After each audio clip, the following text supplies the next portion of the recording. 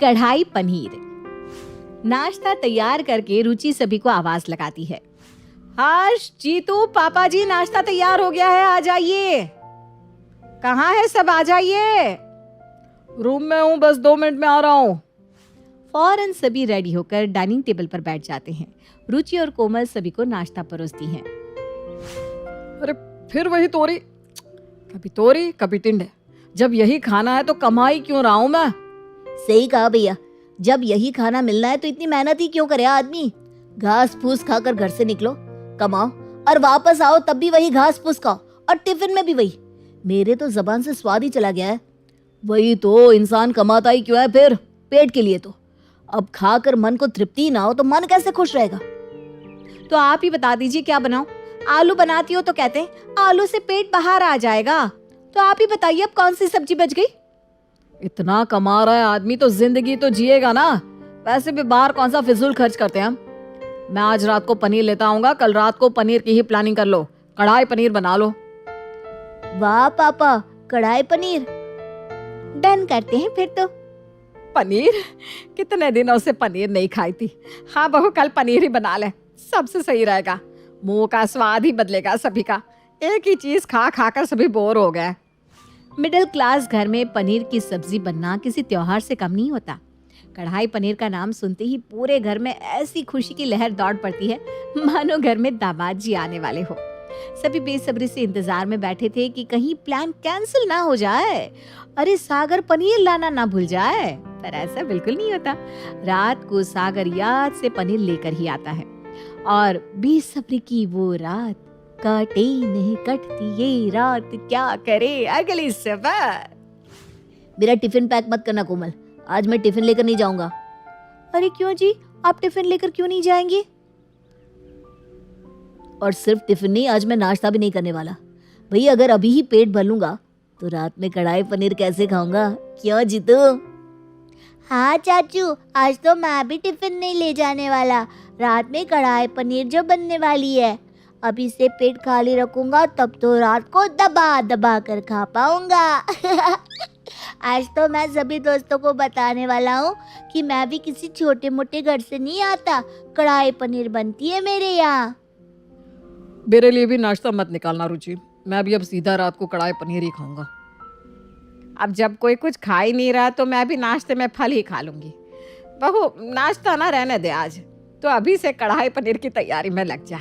समय भी तो चाहिए ना सब्जी बनाने में। तब तक मैं बाहर अपनी सहेलियों से मिलकर आती हूँ, बड़े दिनों से मुलाकात नहीं हो पा रही है किसी से। और घर से बाहर निकलते ही सीधा रेणु पहुंचती है विमला के दरवाजे पर।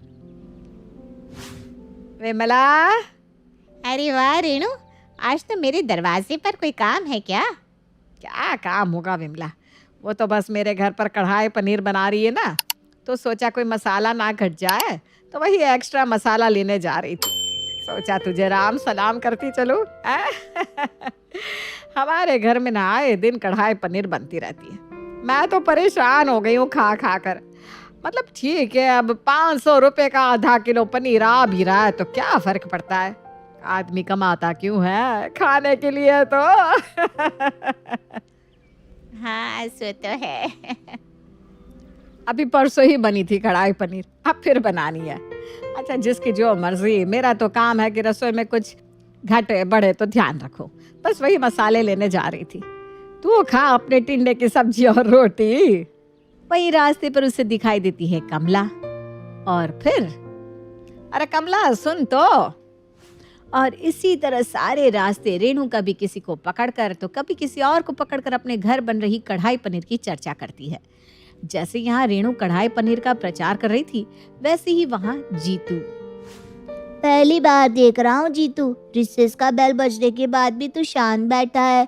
टिफिन नहीं लाया क्या? मेरा खा ले। मैं तो जानता ही हूँ तू शुरू से मुझसे जलता है, जानबूझकर मेरा पेट भर देना चाहता है ना, ताकि मैं रात को कढ़ाई पनीर ना खा सकूं। पागल समझा है क्या? मैं इस आलू पराठे के लिए पनीर नहीं छोड़ने वाला। ये तो था जीतू के स्कूल का दृश्य। चलिए आपको ले चलते हैं कोमल के रसोई में, जहाँ असल में पनीर पकाई जा रही थी।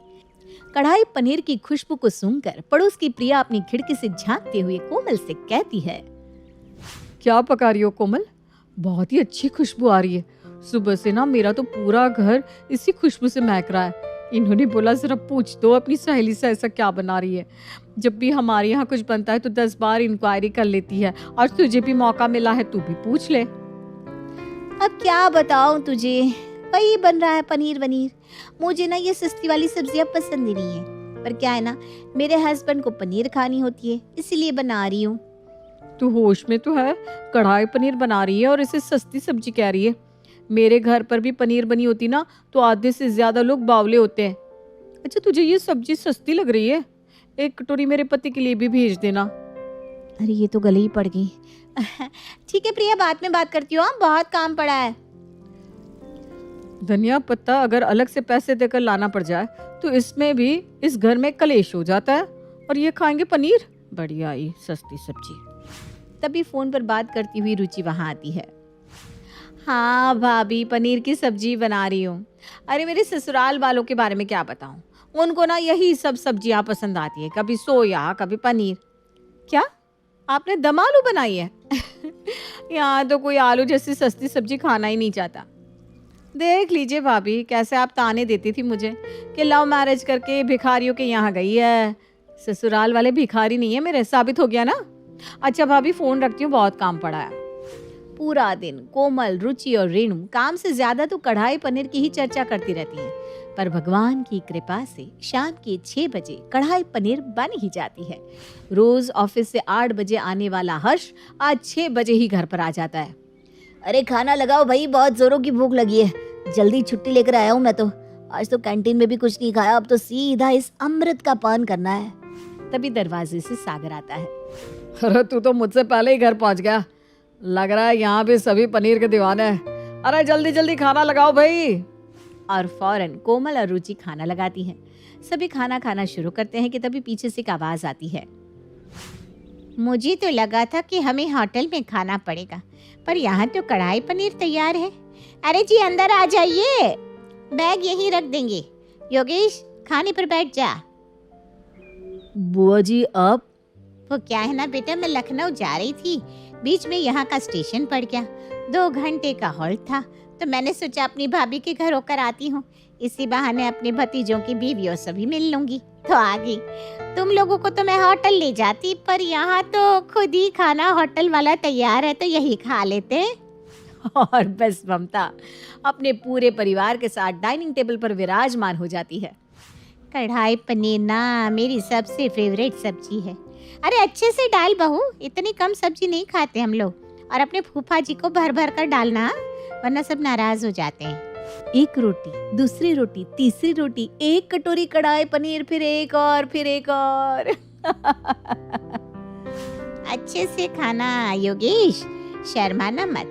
वो क्या है ना बहू, ये शर्माता बहुत है। अरे मामा जी का घर है बेटा, आराम से खा। और हमारे योगेश महाराज खाते ही जाते हैं, खाते ही जाते हैं। भाभी पनीर। हाँ, सब्जी तो सारी खत्म हो गई भैया। चल कोई बात नहीं बहू, अब सब कुछ हम ही खा लेंगे, तो तुम लोग क्या खाओगे? हमारी ट्रेन का भी ना वक्त हो गया है, तो अब हम निकलते हैं। खाना अच्छा था हाँ बहू? सुबह से भूखे सभी लोग ममता को उसका पनीर खाते हुए देख रहे थे, और सारी सब्जी चाट पोंछ कर ममता आराम से वापस लौट जाती है। पेट पे चूहे दौड़ रहे पापा, इस पनीर के लिए तो मैं सुबह से भूखा था, और अब तो लगता है भूखा ही सोना पड़ेगा। अब कल विमला से झूठ मूठ कहना पड़ेगा कि बड़ी स्वादिष्ट बनी थी सब्जी। मैं भी झूठ मूठ बर्तन धोने की एक्टिंग कर लूंगी। एक्टिंग क्या करनी है, बुआ जी के परिवार के बर्तन तो हुए ही हैं, उन्हें तो तुझे धोना ही पड़ेगा। मुझे तो मेरी भाभी की टेंशन हो रही है, बहुत ज़्यादा बोल दिया मैंने उन्हें। अगर उन्हें इस बात की खबर हो गई ना, फिर तो मुझे और ताने सुनने पड़ेंगे। रुचि और कोमल सारे झूठे बर्तन उठाकर रसोई में ले जाती है। रेणु भी सर झुकाए अपने कमरे में जाने लगती है। जीतू रोता हुआ टीवी ऑन करके बैठ जाता है, और तभी सभी की मायूसियों को दूर करता हुआ सागर कहता है, नहीं नहीं भाई, ऐसी भी बचत नहीं करनी कि जान पे भी बात आ जाए। कोई भूखा नहीं सोएगा, ना ही रात को अब तुम दोनों खिचड़ी बनाओगी। आज तो पनीर खाना ही खाना है। तैयार हो जाओ सब, हम रेस्टोरेंट चल रहे हैं। और आखिरकार सभी को कढ़ाई पनीर मिल ही जाती है। वैसे आज आपके रसोई घर में क्या पका है? मोहिनी और काजल, कहने को तो देवरानी जेठानी है, लेकिन उन दोनों में सगी बहनों की तरह प्यार है। दोनों एक दूसरे के हर काम में हाथ बटाती। जहाँ देवरानी मोहिनी थोड़ी फैशनेबल है, वहीं जेठानी काजल बहुत सिंपल। दोनों एक दूसरे से बिल्कुल विपरीत होने के बावजूद भी एक दूसरे की परछाई है। क्या इन दोनों का प्यार ऐसे ही बना रहेगा, या फिर दोनों के बीच नफरत की खाई इतनी बढ़ जाएगी कि उसे लांघना मुश्किल नहीं, नामुमकिन हो जाएगा? आइए जानते हैं हमारी इस कहानी में। भाभी, आप मुझसे बिना बोले किचन में आई कैसे? मैंने बोला है ना, जो काम करेंगे वो साथ में करेंगे। अरे मोहिनी, तुम सो रही थी और सोते हुए बहुत प्यारी लग रही थी। इसलिए मेरा मन नहीं किया तुम्हें उठाने का। रहने दो भाभी, सब समझती हूँ मैं आपकी चालाकी। अच्छा भाभी, मैं सोच रही थी कि आज खाने में कुछ अच्छा सा बनाते हैं, माँ जी खुश हो जाएंगी देखकर। इतने में उनकी सास उर्मिला वहां आकर कहती है, अरे क्या खिचड़ी पक रही है देवरानी जेठानी में? कुछ नहीं माँ, मोहिनी कह रही है कि वो आज खाने में आपको बहुत अच्छा सा कुछ बनाकर खिलाएगी। इस तरह तीनों सास बहुओं का दिन हंसी खुशी बीत जाता है। काजल का एक बेटा जय भी है, लेकिन मोहिनी की गोद शादी के कई साल बाद तक सुनी है। एक दिन उर्मिला मोहिनी से कहती है, मोहिनी बहू, तेरी शादी को कितने साल हो गए, अभी तक तूने हमें कोई खुशखबरी नहीं दी। देख, जितना ज्यादा देर करेगी ना बच्चा करने में, आगे चलकर तुझे ही परेशानी का सामना करना पड़ेगा। इसलिए तुझे जल्दी ही बच्चे के बारे में सोचना चाहिए।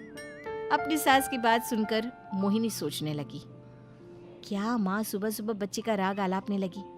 अगर मैंने बच्चा किया तो मेरा फिगर खराब हो जाएगा। लेकिन बच्चा भी तो करना ही है, कब तक इस बात को मैं टालती रहूंगी? अरे बहू, क्या सोच रही है? जो मैं कह रही हूँ सुन भी रही है क्या? हाँ माँ, आप सही कह रही हैं। मैं कल ही किसी अच्छे डॉक्टर के पास जाती हूँ।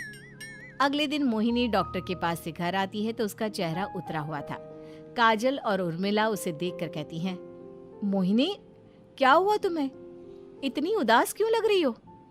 बहू, तू तो डॉक्टर के पास गई थी ना, क्या कहा डॉक्टर ने? जल्दी बता बहू, मेरा तो दिल बैठा जा रहा है।